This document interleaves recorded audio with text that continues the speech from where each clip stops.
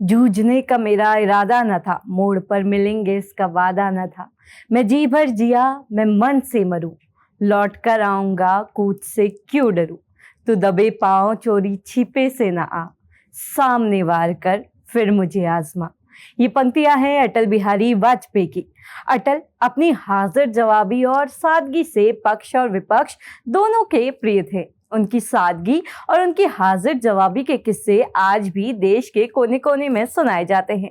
इतने बड़े राजनेता होते हुए भी वो सादा जीवन उच्च विचार के जीते जागते उदाहरण थे। उनकी सादगी का एक ऐसा ही किस्सा एक रैली के दौरान हुआ था, जब उन्होंने एक सांसद से अपनी रैली के लिए धोती कुर्ता उधार लिया था।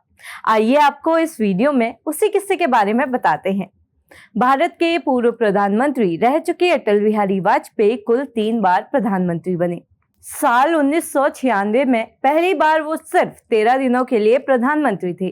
दूसरी बार साल 1998 में वो 13 महीनों के लिए प्रधानमंत्री बने। तीसरी बार साल 1999 से 2004 तक प्रधानमंत्री रहे।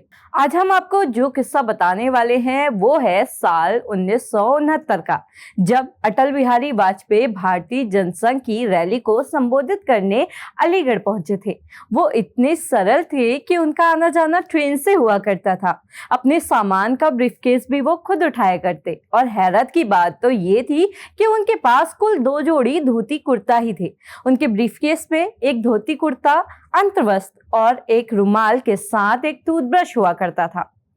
आम चुनाव का दौर चल रहा था। अटल को एक रैली संबोधित करनी थी, तो वो अलीगढ़ पहुंच गए, लेकिन रैलियां करते करते उनके कपड़े गंदे हो गए थे। अब उन्हें अलीगढ़ में रैली तो संबोधित करनी ही थी, लेकिन इन गंदे कपड़ों में वो रैली नहीं कर सकते थे। तभी उन्हें एक तरकीब सूझी। उन्होंने चुपके से अपने साथी केएल गुप्ता की अटैची खोली, जिसमें उन्हें एक जोड़ी साफ धोती कुर्ता रखा दिखाई दिया।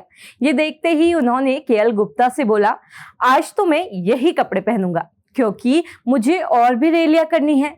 ये सुनते ही गुप्ता बोल पड़े, मुझे भी अलीगढ़ में रैली करनी है और मैं ये धोती कुर्ता बिल्कुल नहीं दूंगा। इस पर अटल ने उन्हें समझाते हुए कहा, देखो, बड़ा नेता मैं हूं। अगर मैं ऐसे गंदे धोती कुर्ते को पहनकर रैली संबोधित करूंगा तो लोग तुम्ही से कहेंगे कि तुम्हारा नेता कैसे कपड़े पहन के रैली संबोधित कर रहा है। इसमें तुम्हारी भी बेइज्जती होगी।